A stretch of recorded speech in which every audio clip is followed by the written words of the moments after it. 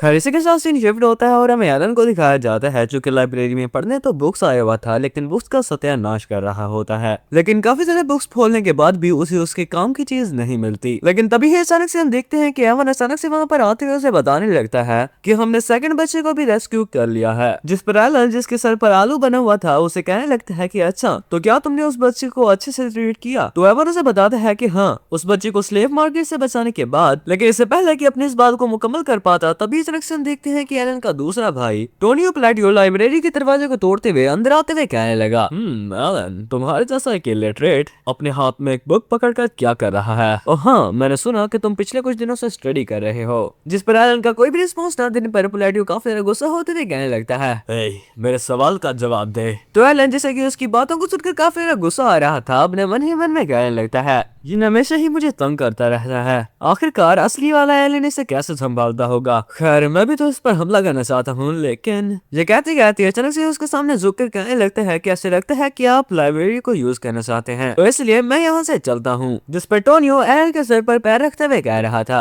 अच्छा, तो तुम्हें तुम्हारी जगह का पता है। मगर टोनियो के ये कहते कहते अचानक से एक चाकू काफी ज्यादा स्पीड से उसके पास से ही होकर गुजर जाता है। जिस चाकू को फेंकने वाला कोई और नहीं बल्कि उन दोनों का ही बड़ा भाई लियो बोलाटियो था, जो कि उन दोनों को चुप रहने को बता रहा था, क्योंकि उसे सुबह सुबह किसी का खून नहीं करना था। लेकिन लियो की इस बात को सुनकर टोनियो काफी गुस्सा होकर उसकी कॉलर को पकड़ते हुए कह रहा था, ब्रदर, मैंने तुम्हें समझाया था कि अपने इस एटीट्यूड को अपनी जेब में ही डाल कर रखना। तो लियो भी अपनी चाकू को उसकी गले की तरफ करते हुए कह रहा था, ऐसा लगता है कि ये ड्रग्स सीकर मेरे हाथों से मरना चाहता है। और जहाँ ये दोनों भाई लड़ रहे थे, तो इस मौके का फायदा उठाते हुए एलन वहां से निकल जाता है। और फिर इसके साथ हमें प्लेटियो फैमिली के बारे में बताया जाता है, जो कि गेम की शुरुआत में ही खत्म हो गई थी, लेकिन जितना एलन ने एक्सपेक्ट किया था, ये उससे ज्यादा ताकतवर है। बेसिकली एलन के दोनों बड़े भाई यानी कि prostitution king and drug king एक दूसरे के साथ फैमिली हेड की पोजीशन के लिए फाइट करते हैं। और क्योंकि एलन इन दोनों भाइयों के दरमियान नहीं आना चाहता था, तो इसीलिए वो अपनी आराम से जिंदगी गुजारने के लिए ही सोच लेता है।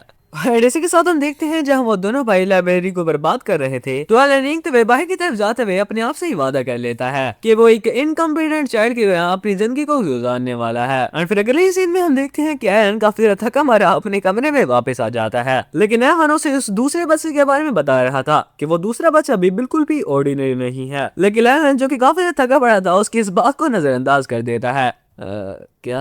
जिस पर एवन भी कुछ नहीं कह पाता। और फिर इसके साथ अपने मन ही मन में सोचने लगता है कि इस तरह का कोई बंदा इलीगल स्लेव मार्केट के बारे में कैसे जान सकता है, और दूसरे किसी रीजन की सीक्रेट बायो एक्सपेरिमेंट के बारे में भी इसे बिल्कुल भी नहीं पता होना चाहिए था। आखिरकार कैसे इसे इन सभी चीजों के बारे में पता है? मुझे लगता है कि ये काफी ही ज्यादा मेहनत करते हैं। एंड जहाँ एवन अपने मन ही मन में ये सब कुछ सोच रहा होता है, तो दूसरी तरफ एलन अपने कमरे में रेंगते हुए आने की वजह से काफी ही ज्यादा थका होता है। और आखिरकार अपनी क्यूरियोसिटी को शांत करने के लिए एवन एलन से पूछ लेता है कि यंग मास्टर, आप काफी ही ज्यादा स्ट्रेंज हैं, क्योंकि आपने दोबारा से उस दूसरे बच्चे को भी ऑर्फनेज ही भेज दिया। एंड इन सभी बातों को सुनकर आखिरकार एलन भी अपने मन ही मन में सोचने लगता है, उसने अभी कहा था कि वो बच्चा भी ऑर्डिनरी नहीं लगता। तो भाई जान, मैं तुम्हें बता दूं कि वो कोई अनऑर्डिनरी नहीं है, बल्कि वो एक कैटेक्लिज्मिक स्केल का अनऑर्डिनरी बच्चा है। एंड फिर इसी के साथ हमें बताया जाता है कि यूनाइटेड किंगडम, जो कि काफी सारे नेशंस के साथ मिलकर बना हुआ है, इसका सेंट्रल नेशन कैलियन किंगडम है। और जिस बच्चे को हमने स्लेव मार्केट से बचाया है, वो साइडेलिया का सेकंड बॉस ड्यूस मैकैलियन है, यानी कि ड्यूस कैलियन किंगडम के किसी बड़ी तोप का डिसेंडेंट है। ड्यूस, जिसे कि काफी टॉर्चर करके स्लेव बनाकर बेचा गया,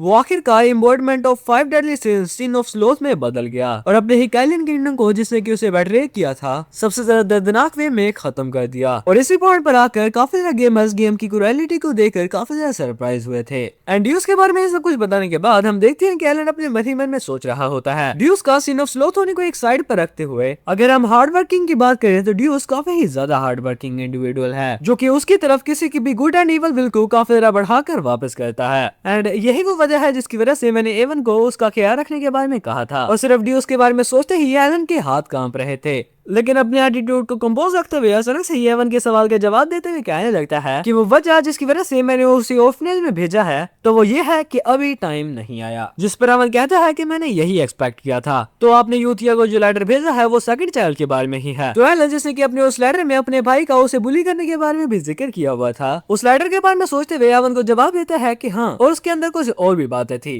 खैर, मैंने उसे बताया है कि वो उस स्लाइटली सिक बच्चे का थोड़ा सा ध्यान रखे। खैर, इसी के साथ सीन शिफ्ट होता है और हमें दिखाया जाता है ड्यूस को, जिसकी हालत काफी ही ज्यादा खराब थी। लेकिन तभी अचानक से पीछे से लूथिया आते हुए कहने लगती है कि तुम काफी ही ज्यादा ब्रोकन लगते हो। और इसी के साथ साथ ड्यूस की बॉडी पर मौजूद उन स्कार्स को देखकर कहने लगती है कि क्या ये उसी चीज के ट्रेसेस हैं, क्या ये ब्लैक गोट है ना। और जहाँ पहले ड्यूस उसकी इस बातों को सुनकर बिल्कुल भी रिस्पॉन्स नहीं कर रहा था, इस ब्लैक गोट वर्ड को सुनकर उसकी तरफ देखने लगता है। लेकिन लूथिया उसे कांग्रेचुलेट करते हुए कह रही थी कि ग्रेट मून ने तुम्हें चुन लिया है, तो इसलिए जिस पावर को तुम्हें दिया गया है उसे फील करो और अपने पोटेंशियल को अनलिश करो। सो अगर तुम लॉयल रहते हो और उसके ऑर्डर्स को फॉलो करते हो तो तुम अपना बदला ले पाओगे। लेकिन यूजिया की इस बात को सुनना ही था, अचानक से हम देखते हैं कि ड्यूस की बॉडी से काफी स्ट्रिंग्स निकलना शुरू हो जाते हैं। और जहाँ पीछे की तरफ मौजूद ड्यूस को अपनी पावर्स को कंट्रोल करने में मुश्किल हो रही थी, उसके सामने खड़े हुए यूथिया बिल्कुल ही केयरफ्री एलन की तरफ से भेजे गए उस लेटर को देखते हुए उस लेटर का रिप्लाई देने के बारे में सोच रही थी। और एलन के इस लेटर को तुम लोग ध्यान से पढ़ सकते हो, थोड़ी देर के लिए वीडियो पास कर लेना, या फिर मैं वैसे ही इस लेटर को तुम लोगों को दिखा देता हूँ। खैर यूथिया इस लेटर का जवाब कैसे देती है अभी तुम्हें पता चल जाएगा। खैर इसी के साथ सीन शिफ्ट होते हैं और हमें प्लेटियो फैमिली के हाउस होल्ड की तरफ लाया जाता है, जहाँ हमारे एलन भाईजान किताबें पढ़ रहे थे। लेकिन तभी अचानक से वहाँ पर एवन दरवाजे को जोर से खोलते हुए आते हुए कहता है कि big trouble young master, big trouble. वो स्कम नहीं यानी कि सेकंड यंग मास्टर मारे जा चुके हैं। तो एलन जो कि इस चीज को सुनकर बिल्कुल ही थोड़ा सा हैरान हुआ था, काफी ज्यादा हैरान होकर कहता है क्या वो मर गया, क्योंकि गेम के मुताबिक टोनियो को अभी नहीं मरना था। और फिर अगले सीन में हमें टोनियो के फ्यूनरल को दिखाया जाता है, जहां हम देखते हैं कि टोनियो के अबूजान की दो सहेलियां कुछ इस तरह की बातें कर रही होती हैं, जिसे सुनकर एलन को काफी ज्यादा गुस्सा आ रहा था। यानी कि मास्टर मैं काफी ज्यादा बोर हो रही हूँ और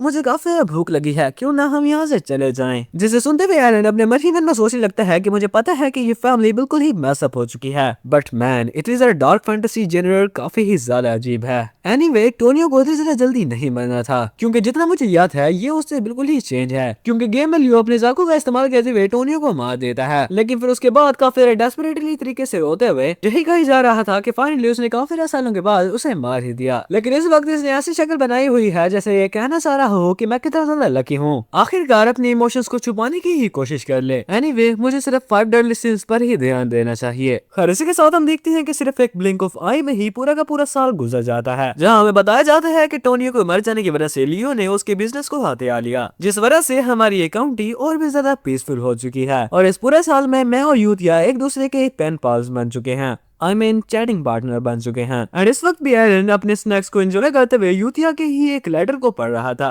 क्योंकि भाईचार की सोच ये थी कि यूथिया के साथ टच में रहने पर वो फ्यूचर में उसके काफी ज्यादा काम आएगी। एंड वैसे भी बाकी सभी बच्चों को काफी ज्यादा अच्छी जिंदगी गुजारता हुआ देखकर एलन को काफी ज्यादा अच्छा महसूस हो रहा था। लेकिन फिर जब जैसे उसने उस लेटर में ऑर्फनेज के स्पॉन्सर को देखा तो काफी ज्यादा हैरान होते हुए कहने लगता है काफी ज्यादा इंटरेस्टिंग है कि हमारे स्मॉल ऑर्फनेज को काफी ज्यादा स्पॉन्सरशिप मिल रही है। एलन के इस बात को सुनकर एवन भी कहने लगता है कि हाँ काफी ज्यादा अजीब तो है, लेकिन ये हमारे ऑर्फनेज के लिए अच्छा है। और हाँ आपने मुझे जिस चीज को ढूंढने के लिए बताया था, मुझे इन्फॉर्मेशन गिल्ड से इसके बारे में कुछ जानने को मिला है, क्यों ने उस चीज के बारे में क्लू मिल गया है। तो एलन अच्छा जी काफी अच्छी बात है, लेकिन अपने मन ही मन में सोच रहा होता है कि ओ यस कि ये यकीनन थर्ड बॉस के बारे में एक एंशिएंट बुक होगी। फाइनली अब मैं उस बच्चे को भी बचा सकता हूँ। सब कुछ कितना ज्यादा स्मूथली गुजर रहा है, बड़ा पीसफुल लिविंग। और जहाँ भाईजान ये सब कुछ कर रहे होते हैं तो दूसरी तरफ कत्लेआम हो रहा था। खैर इसी के साथ सीन शिफ्ट होता है और हमें ड्रग डिस्ट्रीब्यूशन साइट मैरीगोल्ड की तरफ लाया जाता है, जहाँ दो अननोन पर्सन लियो की काफी तारीफ करते हुए किसी जगह से निकल रहे थे, क्योंकि इन दोनों को और लियो की तरफ से काफी सारे ड्रग्स फ्री में ही मिल गए थे। और अब ये वो अपने गैंग मेंबर्स के बारे में ही बात कर रहे होते हैं कि सिर्फ हमारे 100 ही बंदे बच गए हैं। तभी अचानक से हम देखते हैं कि जैसे ही वो अपने गैंग मेंबर्स के पास पहुंचते हैं तो उन दोनों के सभी साथी अपने आप को ही मार रहे होते हैं, जिसे देखते हुए वो दोनों ही काफी ही ज्यादा हैरान हो गए थे। मगर तभी अचानक से वो दोनों भी अपने आप को ही मारने लगते हैं, और इन सभी लोगों को ठिकाने लगाने वाले कोई और नहीं बल्कि यूथिया और ड्यूस थे। जहाँ ड्यूस उन सभी लोगों को मारने के बाद यूथिया से पूछने लगता है कि उन सभी लोगों को मारने के बाद हमें क्या मिलेगा, जिस पर यूथिया का उससे पूछने पर कि क्या तुम्हें उन पर दया आ रही है, तो ड्यूस उसे बताता है कि नहीं, क्योंकि ये वो लोग हैं जो कि लोगों का इस्तेमाल करते हुए ड्रग्स बनाते हैं। मैं तो सिर्फ ये देना चाहता हूँ कि इन लोगों का मेरी रिवेंज से कोई लेना देना नहीं है। जिस पर यूथिया उसे बताती है कि हाँ तुम्हारी रिवेंज से इसका बहुत बड़ा लेना देना है, क्योंकि अगर हम उसके लिए एक स्ट्रॉन्ग बेस नहीं बनाएंगे तो वो वापस कैसे आ पाएगा, यानी कि जब वो वापस आएगा तो हम इस जगह को इतनी तरह शबीह रहने कैसे दे सकते हैं। तो ड्यूस भी इस चीज को समझ जाता है, और फिर इसी के साथ हम देखते हैं कि वो दोनों आसमान की तरफ उड़कर नीचे की तरफ एनर्जी का एक बहुत बड़ा ब्लास्ट करते हैं, और ये कहते हैं कि ये सब कुछ सिर्फ उसकी ही खातिर किया जा रहा है और हम ब्लू मून उसी की स्वॉर्ड हैं। ये कहते हुए उस